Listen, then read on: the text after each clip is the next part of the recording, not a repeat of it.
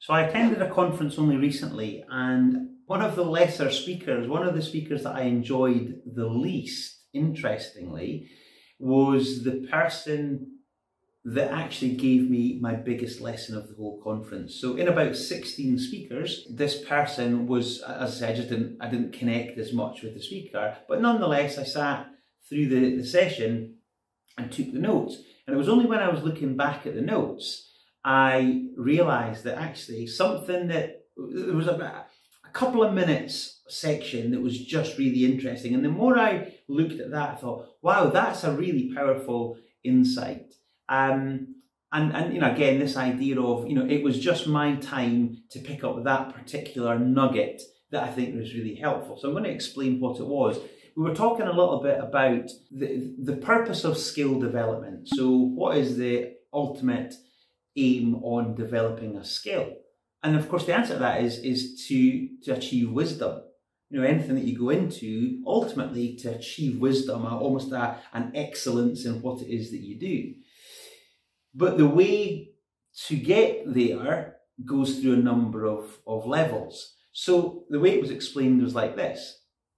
You know, at the end of the day, there is data everywhere. There are billions of bits of data available to us in the world, but you know, that has to then be collated into relevant data points, which is information. So data needs to be assembled into information that is relevant, and only once we have that information can we start to draw out some knowledge from that information. And what happens certainly in a coaching environment and teaching environment is that we think the job's done when knowledge is transferred. So as a coach, the big risk that I could fall into is actually to provide knowledge to my clients without then really helping go to the next number of levels.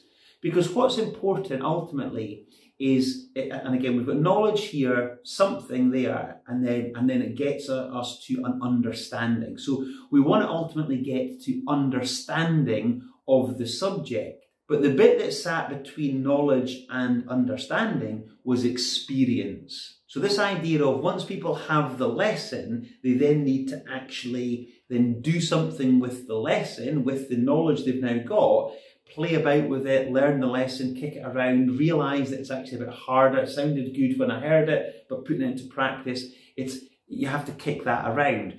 So that bit about experience was so important before you then get to the true understanding.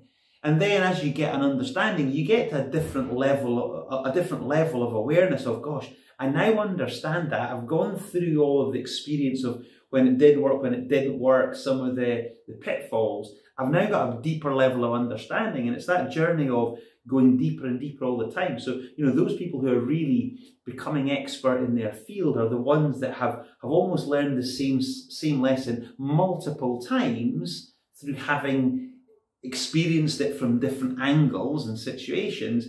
And you develop that understanding to just more understanding. And then as you keep learning, you get to wisdom. So that was it. So again, to summarize, data goes to information, information to knowledge, knowledge then to experience, experience to understanding, then more understanding, and ultimately wisdom over time.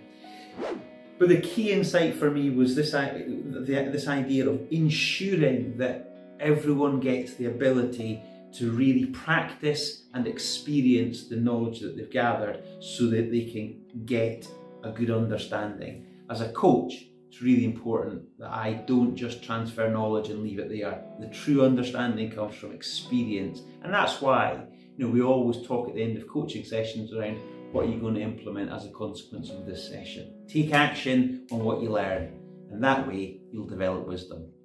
Hope that's helpful.